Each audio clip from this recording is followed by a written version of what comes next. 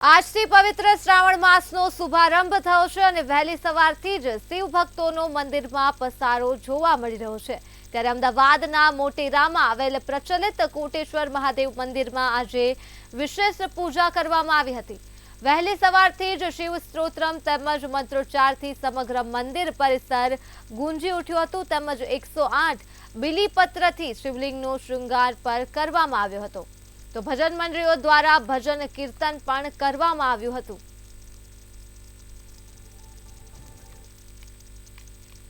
આજે પવિત્ર શ્રાવણ માસની શરૂઆત થઈ ચૂકી છે અને આજે શ્રાવણનો પ્રથમ સોમવાર છે ત્યારે અમદાવાદમાં આવેલું કોટેશ્વર મહાદેવનું જે મંદિર છે ત્યાં વહેલી સવારથી જ વિધિવત રીતે શાસ્ત્રોક્ત વિધિ પ્રમાણે ભગવાન શિવજીની વિશેષ પૂજા થઈ રહી છે। જો વાત કરવામાં આવે તો ભગવાન શિવજીને 108 જેટલા બિલીપત્ર ધરાવવામાં આવી રહ્યા છે અને તેનો શિવલિંગને શૃંગાર કરવામાં આવેલું છે। ત્યારે અત્યારે હાલ આપ જોઈ રહ્યા છો કે શિવલિંગની જે છે તે વિશેષ પૂજા થઈ રહી છે। વહેલી સવારથી જ શિવાલય ખાતે ભક્તો જે છે તે પણ દર્શન કરવા માટે થઈને આવતા હોય છે। ત્યારે જો વાત કરવામાં આવે તો આ અમદાવાદમાં આવેલું મોટેરા ખાતેનું આ પ્રચલિત કોટેશ્વર મહાદેવજીનું આ ધામ છે અને જો વાત કરવામાં આવે તો આ વર્ષોથી ભક્તોની આસ્થાનું કેન્દ્ર છે। ત્યારે વહેલી સવારથી જ ભક્તોનો ઘસારો મંદિર પ્રાંગણમાં જોવા મળી રહ્યો છે। ભક્તો જે છે તે દૂર દૂરથી અત્યારે હાલ આવી રહ્યા છે અને ભગવાન શિવને રીઝવવા માટે થઈને ખાસ ભગવાન શિવના વાહન સમાન જે નંદીજી છે તેમની પણ પૂજા કરતા હોય છે, તેમના પણ આશીર્વાદ મેળવતા હોય છે। ત્યારે નાના હોય કે મોટા હોય